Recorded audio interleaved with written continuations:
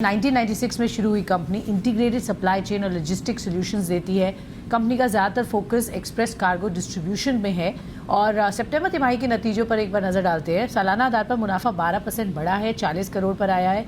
आय 13% बढ़ी है, 310 करोड़ आई है और मार्जिन फ्लैट रहे 17% के लेवल्स पर।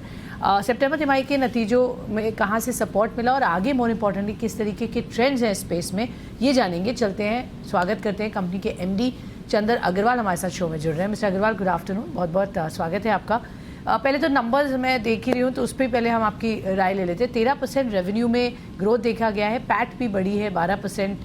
क्या ये सस्टेनेबल है सर आगे अगले क्वार्टर्स में और किस तरीके का आउटलुक देंगे आप अगले साल के लिए? तो इस पूरे साल का जो टारगेट दिया है वो 18 to 20% ग्रोथ है और अभी जो चल रहा है अबाउट ऑलमोस्ट 18% चल रहा है। आई मीन जो फर्स्ट क्वार्टर में ऑलवेज कम ग्रोथ होता है टॉप लाइन में एंड सेकंड क्वार्टर में अच्छी ग्रोथ हुई थी। So looking forward I think same way we will maintain 18 to 20% top line growth और बॉटम लाइन में भी we will maintain about 20 to 21% bottom line growth. Okay, तो maintain करेंगे जो ग्रोथ आपने अभी तक देखी है और वो लेवल्स आपने हमारे साथ डिस्कस किए। Sir, top line of course बढ़ी है लेकिन मार्जिन्स जो थे वो फ्लैट रहे हैं। मार्जिन्स पर क्या आउटलुक रहेगा? मार्जिन बढ़ेंगे जो लेवल्स अभी तक हमने देखे हैं? अगर हाँ तो किस तरीके का स्ट्रैटेजी रहेगी to improve margins for the company? तो अगर आप देखेंगे Q1 में 14% मार्जिन था एंड Q2 TCI एक्सप्रेस ने 17% मार्जिन बढ़ाया, 3% मार्जिन बढ़ाया and yes we are back at the same level of 17.5%। But अगर आप देखेंगे कि जो फ्यूल प्राइस है वो ऑलमोस्ट 45% बढ़ा है एंड अभी जैसे आज भी फ्यूल बैरल बिलो $80 आ गया है। तो अब टाइम आ गया है कि Indian government also reduces the cost of diesel in India. तो इसको करते हुए मतलब कि 18-19% तो will be achievable if they are able to reduce the diesel cost. But अगर वो नहीं भी होता है इस लेवल पे 17-17.5% जो है margins is achievable for the whole year. Okay, तो अच्छे मार्जिन्स यहाँ पर आप मेंटेन करने की बात कर रहे हैं और अगर डीजल प्राइसेस कम होंगे तो और भी यहाँ से बेहतर हो सकते हैं। और राइट, तो ये तो रही मार्जिन की picture. But sir, rail express segment ये किस तरीके के यहाँ पर ग्रोथ प्लान्स हैं? रीसेंट डेवलपमेंट्स यहाँ पर कैसी हुई हैं? क्या आप बाय करेंगे या already buy space in the trains to ensure higher capacity utilisation? Exactly क्या प्लान्स रहेंगे इस स्पेस में और किस तरीके के उसको लेवरेज करेंगे आप? इसमें जो हमारा मेन जो बिजनेस एक इंटीग्रेशन वो है कि जो 900 ब्रांचेस हैं ये सारे लोकेशंस में रेल कनेक्टिविटी अवेलेबल है। तो इसको हम लोग यूज करेंगे for faster delivery at cheaper price than air cargo. तो ये एक बहुत बड़ा मतलब कि बिजनेस सेगमेंट बन सकता है in time to come. But उसके लिए एक ब्रांच नेटवर्क होना बहुत ज़रूरी है और रही वो स्पेस लेने की बात, वो आई डोंट थिंक हमारे बिजनेस में वो वाइबल है। Space is more viable for जो कमोडिटी बिजनेस में है, एग्जांपल इन और in export cargo. But otherwise जो जिस प्रकार का स्ट्रेटजी हम लोग ने यूज़ किया है दैट इज़ वेरी यूनिक और ये in time it will have very good growth. क्या ग्रोथ एक्सपेक्टेशन रख सकते हैं स्पेस से और प्रोस्पेक्ट्स क्या है? कितना रेवेन्यू अभी आप यहाँ से लेते हैं, आफ्टर सम पॉइंट कितना बढ़ सकता है? What is the target that you are looking at sir? Overall in the next 4 to 5 years almost 25% revenue ये न्यू प्रोडक्ट से आएंगे।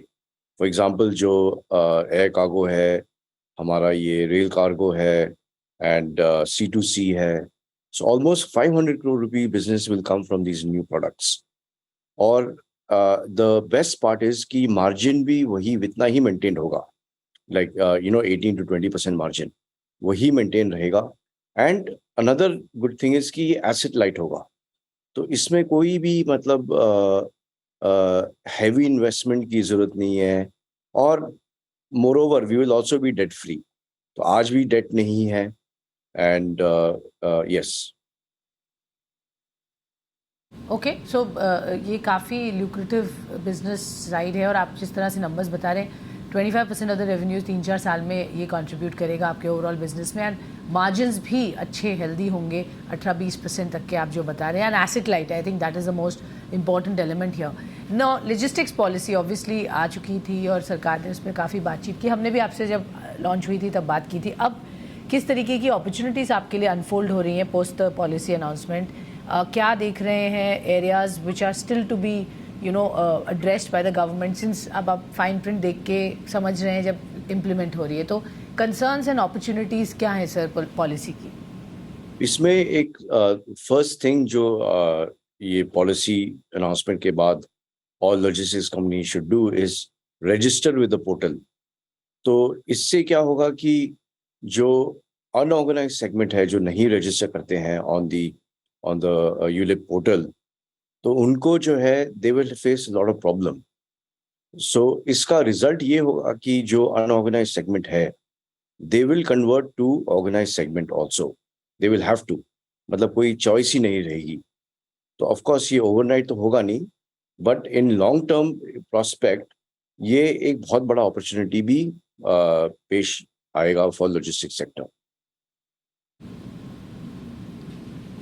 ओके, सो ये अपॉर्चुनिटी की तरह एक इस सेक्टर में इम्पॉर्टेंट है देखने के लिए, बट बिकॉज बजट आ रहा है, क्या उम्मीद रखें ये पॉलिसी पर? गवर्नमेंट इज़ वेरी गंग हो, ऑलरेडी पॉलिसी अनाउंस की लॉजिस्टिक्स में, बट आपके लिए क्या इंपॉर्टेंट होगा इस बजट में? What will you look out for specifically, अगर आपके सेक्टर की बात करें तो?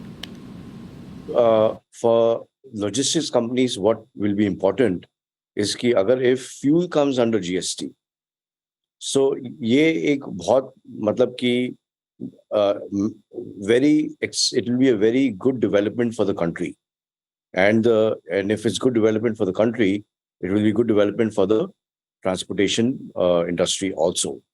So I think they should look at or we all should expect that fuel should come under GST at some point. Okay, but ये of course काम तो GST council का है, इतना बजट में may be they will not have that announcement in that sense, but sector के allocation जो growth point of view से क्या उम्मीद रखें? ये तो जो आपने बात कही जीएसटी के परव्यू में आए फ्यूल, वो GST council is already taking it up, and I think जिस तरह से इंडिकेशंस है वो सूनर और लेटर हो जाएगा। बट बजट के लिए sir specifically from the finance minister, what is it that you are looking for? So definitely one aspect is that how do we rationalize, the disbalance between EVs and combustion engine trucks. India में तो अभी launch ही नहीं हुआ है the EV trucks. So I think इसका एक clear policy होना बहुत जरूरी है, so that if companies want to start using these EV trucks, then we must have a clear policy on that front. That's all. Not much expectation. Okay, all right, तो ये एक area है जहाँ सरकार देख सकती है। सर आपसे मैं एक अपडेट लेना चाहूँगी on your largest automated B2B sorting centre जो गुड़गांव में है, क्या अपडेट है सर? वहाँ पर कितना काम हुआ है? So वहाँ पे our truck halting जो पहले मैनुअली होता था was almost 24 hours. अब ये आ गया है, it is reduced to only 8 hours. And पहले जो लेबर लगता था was 300 manpower, but now it is only 75. So this itself is giving a big opportunity to bring more efficiency. Sir एक quick सवाल आपसे जानना चाहूँगी, कुछ और टाई अप्स पर आप काम कर रहे हैं इंटरनेशनल और डोमेस्टिक फ्रंट पर, even from the acquisition point of view, क्या आपको लगता है कुछ अपॉर्चुनिटीज़ हैं जो आप टैप इन कर सकते हैं, कुछ areas and verticals where you want to grow further? See, in India, corporate governance is a big problem. Therefore, finding the right company is very challenging. So as of now, अभी globally also क्या है कि काफ़ी जो emerging opportunities है, we are watching closely and कुछ viable लगे तो definitely we will look into it. Okay, alright, तो वायबल होगा तो ज़रूर देखेंगे। ऑलराइट, बहुत बहुत धन्यवाद आपका हमसे जुड़ने के लिए और हमें बताने के लिए किस तरीके का प्रदर्शन रहा और मोर इम्पोर्टेंटली आगे क्या है कंपनी का आउटलुक।